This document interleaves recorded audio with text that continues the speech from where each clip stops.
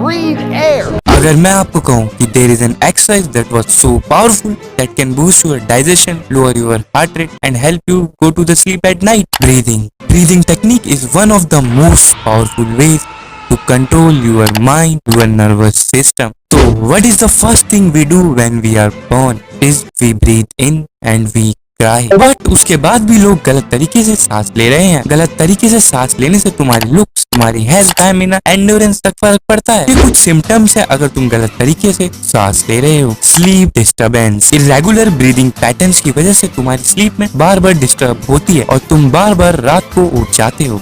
Morning headache, improper breathing की वजह से बॉडी में ऑक्सीजन की कमी हो जाती है जिसकी वजह से मॉर्निंग में हेडेक हो जाता है। लो एनर्जी, अगर तुम हमेशा थके हुए रहते हो तो हो सकता है कि इसकी वजह रॉन्ग ब्रीदिंग टेक्निक हो। Anxiety and stress, digestive issue, dry mouth, snoring, ये सब कुछ सिम्टम्स है। अगर इन सिम्टम्स में से कोई भी सिम्टम तुम्हें है तो हो सकता है कि तुम गलत तरीके से सांस ले रहे हो। पर क्वेश्चन ये है कि why you are breathing wrong in first place. जो बच्चा पैदा होता है उसकी नेचुरल ब्रीदिंग नेजल और डायफ्रामेटिक ब्रीदिंग होती है, पर जैसे ही वो थोड़े बड़े हो जाते हैं वो मुंह से सांस लेना शुरू कर देते हैं, क्योंकि मुंह से सांस लेना इजी होता है कंपैरेटिवली नाक से सांस लेने के। और अगर तुम्हें कोई प्रॉब्लम है जिसकी वजह से तुम नाक से सांस नहीं ले सकते हो तो डॉक्टर से चेक करा लेना। Great fighters players knows how important right breathing technique is. और क्या तुमने कभी ये चीज नोटिस किया है कि फाइट के वक्त एनिमे कैरेक्टर चिल्लाते हैं या फिर जब लोग ट्रेनिंग करते हैं तो वो चिल्लाते हैं। इसका बेस्ट एग्जांपल है David कॉगिंस। I'm not crazy, motherfuckers. I'm just not you. Stay hard.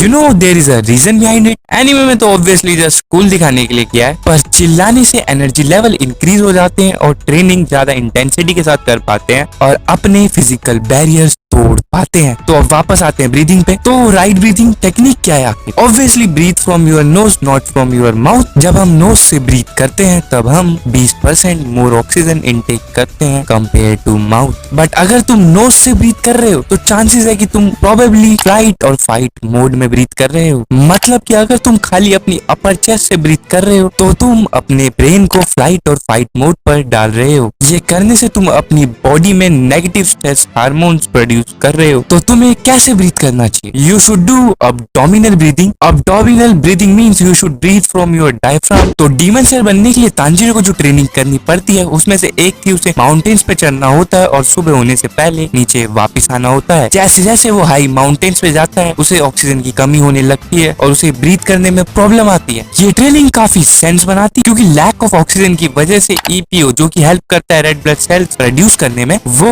और ज्यादा एक्टिव हो जाते हैं, जिसकी वजह से बॉडी में और ज्यादा रेड ब्लड सेल्स भी प्रोड्यूस होते हैं जो कि हमारी बॉडी के लिए बेनिफिशियल है। आरबीसी जो होते हैं वो कैरी करते हैं ऑक्सीजन मसल्स और ऑर्गन्स तक। तो ज्यादा आरबीसी काफी अमाउंट में हो वो हेल्प करेंगे ऑक्सीजन को एफिशिएंटली बॉडी के हर पार्ट में पहुंचाने में। Vim of breathing technique Vim Hoff Iceman के नाम से भी जाना जाता है। विम होफ के साथ साइंटिस्ट ने कुछ एक्सपेरिमेंट भी किया था जिसमें उन्होंने विम होफ को बुलाया और उसके अंदर endotoxin from E coil inject किया। इस बैक्टीरिया के इंजेक्ट होने के बाद उन्होंने ये एक्सपेक्ट किया था कि विम होफ को वॉमिटिंग, हेडेक, फीवर और कुछ अदर बीमारी सिम्टम्स शो करेंगे। But after some breathing technique वो सिंपली उस रूम से चल दिया। उसकी बॉडी में दूर दूर तक कोई भी सिम्टम्स नहीं दिखाई दिया। Imagine how powerful breathing can be. एक बंदा जो सिर्फ ब्रीदिंग टेक्निक से खुद को सुपर ह्यूमन टाइप की पावर दे रहा है। तो विम होफ यूज करता है विम होफ टेक्निक को। Make sense? Vim Hoff breathing, relax yourself, relax, lie down and put something on your belly. Round 1, breathe in, expand your belly, breathe out, compress your belly.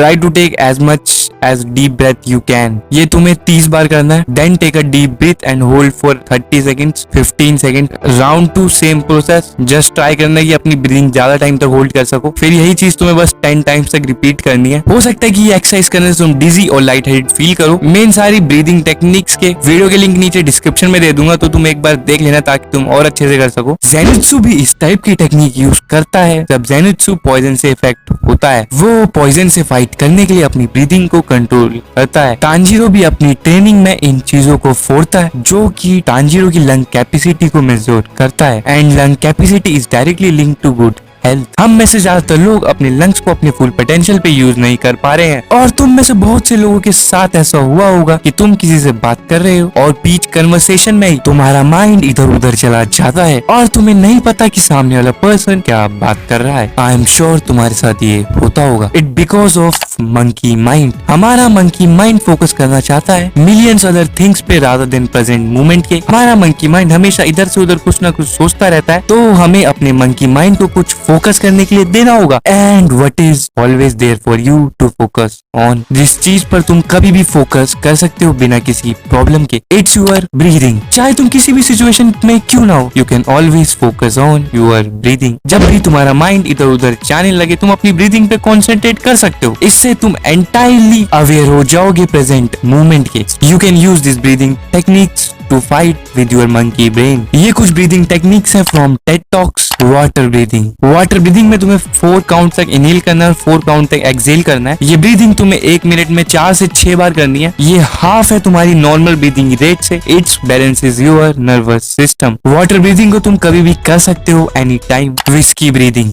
अगर तुम्हें सोने में problem आती है तो तुम इस ब्रीदिंग टेक्निक को जरूर यूज करना। इसमें तुम्हें 4 काउंट तक इनहेल करना है और 8 काउंट तक एक्सहेल करना है, यानी कि तुम्हें ऑक्सीजन को कम टाइम के लिए इनहेल करना और ज्यादा टाइम के लिए एक्सहेल करना है। After 10 rounds of whisky breathing तुम्हारा हार्ट रेट स्लो हो जाता है, तुम्हारा ब्लड प्रेशर कम हो जाता है और ये ब्रीदिंग टेक्निक तुम्हारे नर्वस सिस्टम को रिलैक्स कर देता है। मैंने इसे पर्सनली यूज किया और ये मेरे लिए भी काफी इफेक्टिव रही है। अब मुझे 30 मिनट के अंदर अंदर नींद आ जाती है अप्रॉक्स बेड पे जाने के बाद। हाँ, बट जरूरी नहीं है कि तुम्हें 10 राउंड के बाद नींद आ जाए, हो सकता है किसी के लिए 20 राउंड हो। और जब तुम्हारे राउंड्स कंप्लीट हो जाए तो तुम अपनी सांस पे फोकस रखना, ताकि तुम्हें कोई भी इधर उधर का थॉट्स ना आए और तुम्हें आराम से नींद आ जाए। ऑब्वियसली स्टार्टिंग में ये करना तुम्हारे लिए थोड़ा मुश्किल होगा, तो ट्राई करना धीरे धीरे। और अगर तुम्हारे लिए ब्रीदिंग टेक्निक काम करती है तो मुझे कमेंट सेक्शन में जरूर बताना। Coffee breathing. ये ब्रीदिंग टेक्निक तुम्हें मॉर्निंग में या एक्सरसाइज करने से पहले करनी है। Only exhale for 20 count. 3 rounds of 20 in the morning, 3 rounds of 20 right before exercise. और अगेन मैं इन वीडियो का लिंक्स डिस्क्रिप्शन में दे दूंगा जिनसे मैंने इन्फॉर्मेशन ली है, तो तुम एक बार उन्हें भी चेकआउट करना। और box breathing, circular breathing, Sudarshan क्रिया, ये जो ब्रीदिंग टेक्निक है ये भी ऑलमोस्ट सेम रिजल्ट देती है, तो तुम्हें चीजों को कॉम्प्लिकेट करने की जरूरत नहीं है। जो मैंने बताया सिर्फ उतना ही फॉलो करे, उतना आई थिंक काफी है। And obviously this breathing techniques comes from India, जो कि इन वेस्टर्नर्स ने भी करी है and they made it famous. And the last thing we do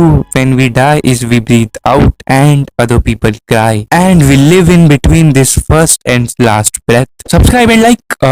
अगली वीडियो का इंतजार करो।